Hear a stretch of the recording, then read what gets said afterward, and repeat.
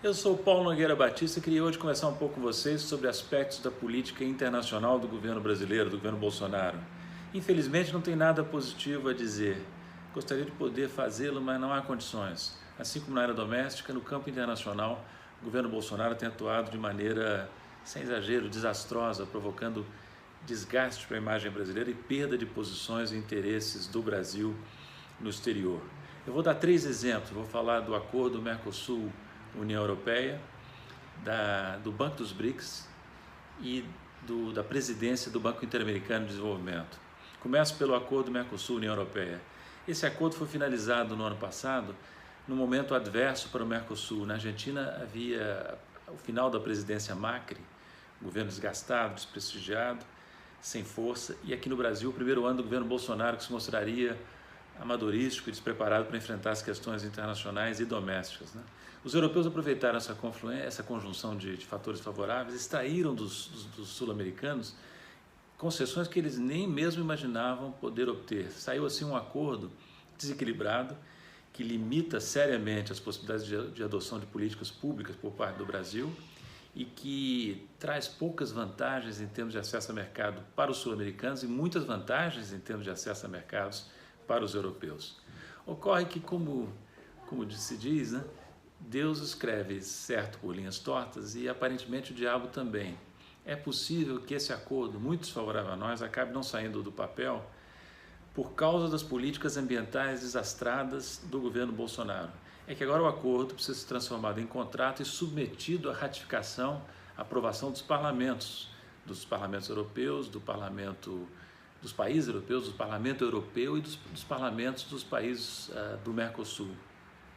E nesse momento há enorme resistência à ratificação do acordo na Europa por causa da reação dos ambientalistas e de outros grupos às políticas adotadas pelo governo brasileiro.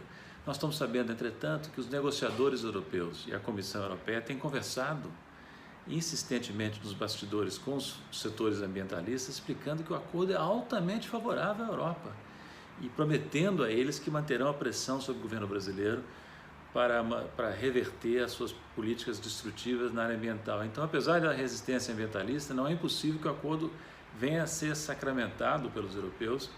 Aí nós teríamos uma perda importante em termos de espaço para a adoção de políticas públicas no Brasil, em troca de nada ou praticamente nada.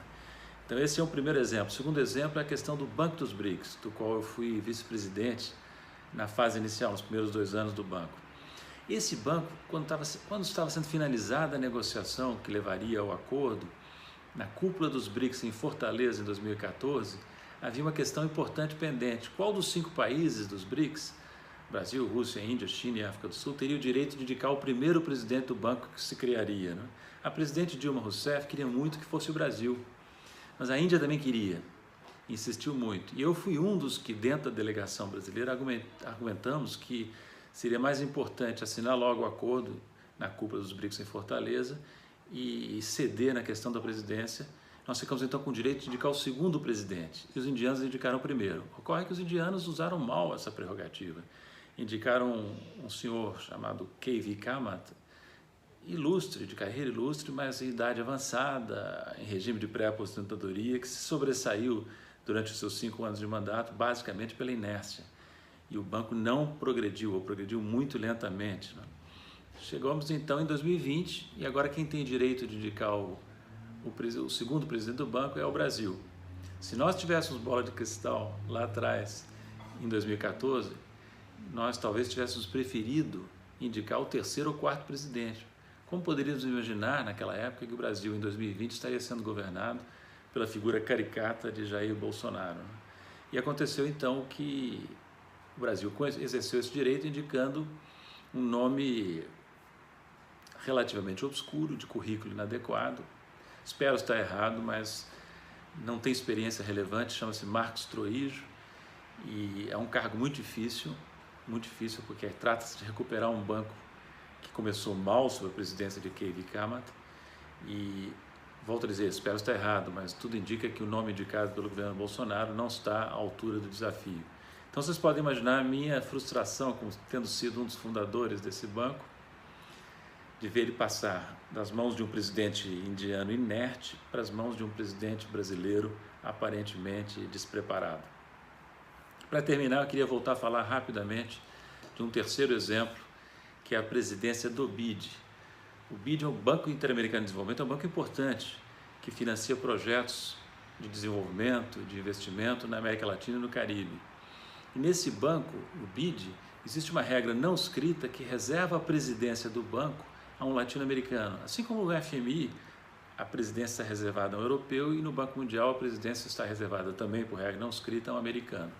Isso nunca foi questionado, os americanos sempre aceitaram essa regra não escrita, e o Brasil agora julgou, pelo menos o Ministério da Economia julgou, que tinha a oportunidade de lançar um candidato brasileiro para a presidência do BID, que vai se resolver em breve, né? Aí o governo Bolsonaro, através do ministro Paulo Guedes, indicou um nome desconhecido, de novo, um nome relativamente obscuro, contando aparentemente com a relação especial, supostamente especial, entre Trump e Bolsonaro. De repente, todo mundo ficou surpreso em saber que os americanos tinham um nome a indicar, um cidadão americano para a presidência do BID, violando uma regra que sempre foi respeitada desde a criação do banco do BID em 1959, né? Então, uma perda importante para a América Latina. Isso tudo já se sabia. O que veio à tona semana passada, depois que eu falei do assunto com vocês no comentário da semana passada, é que aparentemente a ideia de lançar um candidato americano, estadunidense, à presidência do BID, teria partido do presidente brasileiro, do presidente Bolsonaro. O candidato lançado por Trump, que é um sujeito de extrema-direita, que atuou dentro do governo americano na presidência Trump, aparentemente partiu do presidente brasileiro, por incrível que pareça. Numa entrevista recente, esse candidato americano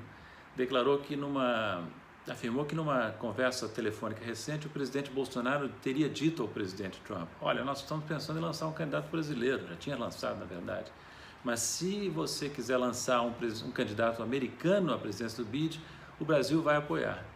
Aí diz o candidato americano: nós começamos a considerar seriamente a ideia e o meu nome foi lançado para a presidência do BID. Então vocês vejam a que ponto chegamos, a que ponto qual a palavra que eu vou usar, de subserviência, porque viralatismo, a metáfora rodriguiana, Nelson Rodriguiana do Complexo Vira-Lata, já não capta o que está acontecendo. O Brasil voluntariamente oferecer a posição, a presidência do BID a um candidato americano, já não mais pode ser descrito pela metáfora de Complexo Vira-Lata, já é a mais pura e abjeta vassalagem, algo totalmente sem precedentes. Se vocês quiserem saber mais sobre esses temas, em particular sobre essa questão do Banco dos BRICS e do BID, vejam na minha página na internet, www.nogueirabatista.com.br, artigos que publiquei sobre o tema, em especial um que saiu hoje, segunda-feira, 29 de junho, sobre a questão do Banco dos BRICS, do Banco Mundial e do BID, entre outros temas. Ali vocês vão encontrar uma explicação melhor do que essa que eu pude dar aqui nesse breve comentário.